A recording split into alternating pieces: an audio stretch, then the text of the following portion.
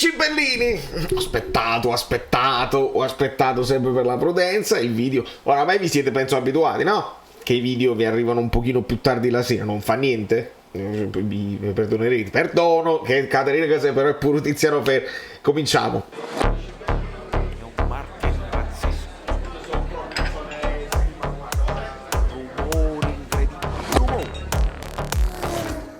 Allora, sì, dobbiamo un attimo celebrare.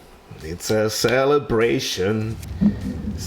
Celebrare, a me mi chiamano Celentano. Gennaro Cercola, benvenuto a tutti i nuovi iscritti, ragazzi. Me l'avete detto, ho visto nei commenti ieri, ho potuto guardare un po' i vostri commenti, che bello. 13.000, boom, cifra tonda. Il 13 poi è un numero a me carissimo da Santa Croce in poi, quindi mi piace tantissimo. Vai, e arriviamo pure a 14, perché 14 pure è un numero a me carissimo. Purtroppo per fortuna, insomma, non lo sappiamo l'anno prossimo chi lo indosserà il 14, se sarà ancora Mertens.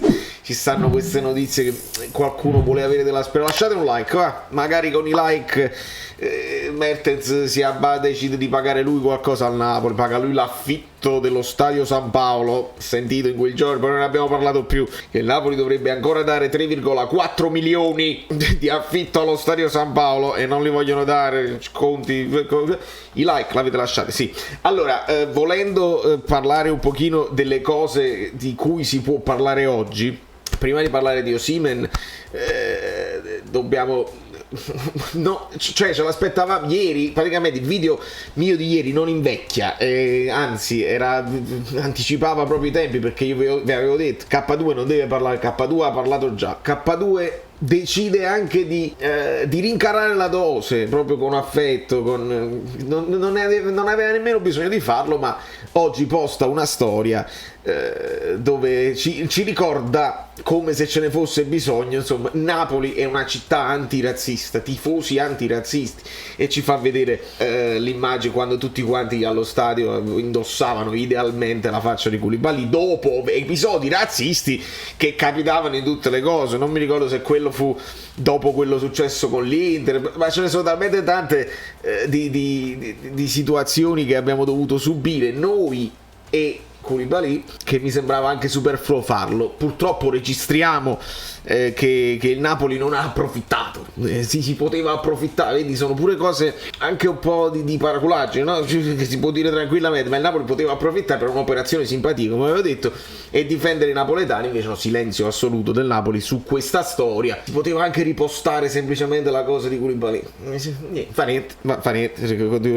In questi giorni poi si vede anche, non ho potuto fare a meno di emozionarmi a vedere il video organizzato dal Real Madrid per Marcelo. Insomma, non è che hanno parlato di vile denaro, Marcelo, come ti permetti, devi stare da noi perché Madrid... No, non si possono paragonare certe situazioni, e non fa niente.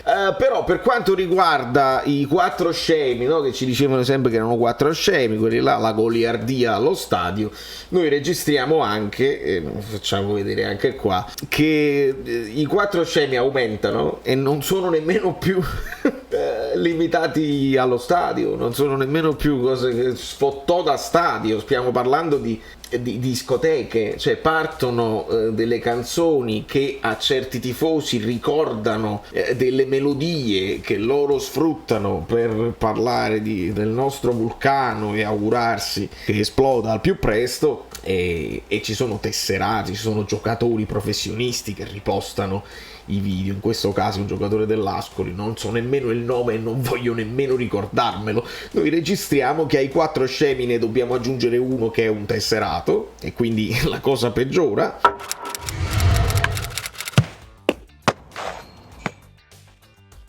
Più tutti quelli che erano in discoteca, che non sono necessariamente dei tifosi, e non sono quattro, sono di più. Ma questo è, noi lo sottolineiamo finché non finisce.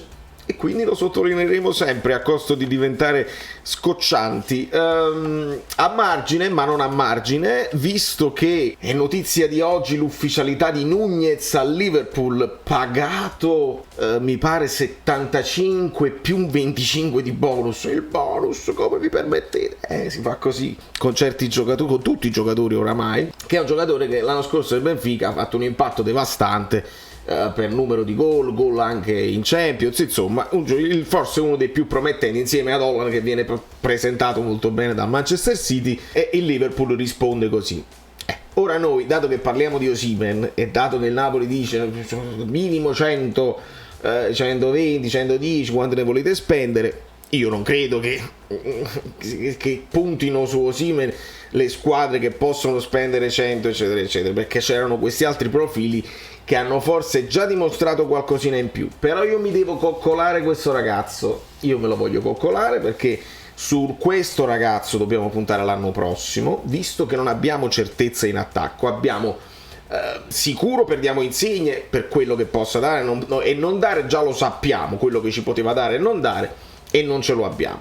Abbiamo la speranza, che per me è più di una speranza, perché secondo me Kvaratskhelia avrà un grande impatto, le potenzialità ci sono tutte, i paragoni con Kakà, con Lavezzi, lasciamoli perdere. Il ragazzo sarà Zizio, e Zizio secondo me ci farà molto divertire, però è un'incognita. Mertens consideriamola ancora incognita perché non lo sappiamo. Petagna, adesso si riparla di Sampdoria, ma non è che su Petagna tu puoi riversare le tue speranze. Su questo ragazzo sì, su questo ragazzo noi dobbiamo riversare tutte le nostre speranze, perché ci ha dimostrato di avere anche nel rapporto minuti giocati e gol buonissime medie, ottime medie, e oggi ne ha fatti 4, e oggi contro una squadra improponibile, siamo d'accordo, queste squadre africane di cui non si conoscono nemmeno i nomi, va bene, però il gol è sempre importante. E mi piace sottolineare, visto che ho visto dei video, non lo so se qua posso mettere degli screenshot delle cose, comunque 2 gol di testa, uno che arriva dalla sinistra e lui incrocia molto bene, un altro che arriva dalla destra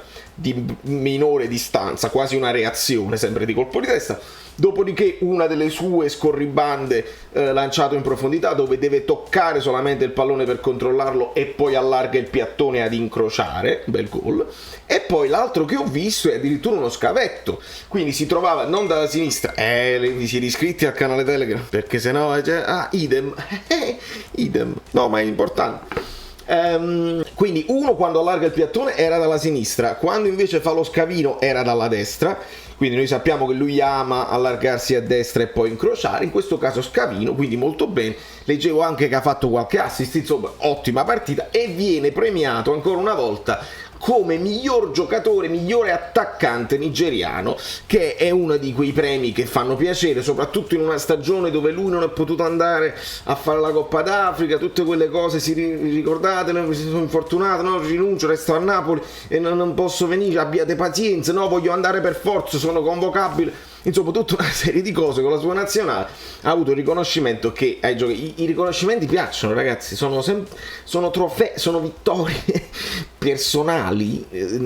Perché è difficile conquistare vittorie collettive in questo periodo col Napoli. Io vi ripeto, a me le coppe piacciono tutte. Mi piace la Conference che è nuova, mi piace la Coppa Italia, perché poi magari è più ottenibile se tu ingarri quelle 4-5 partite, forse pure di meno, perché il Napoli parte sempre a puntare alla Coppa, ma a puntarci seriamente.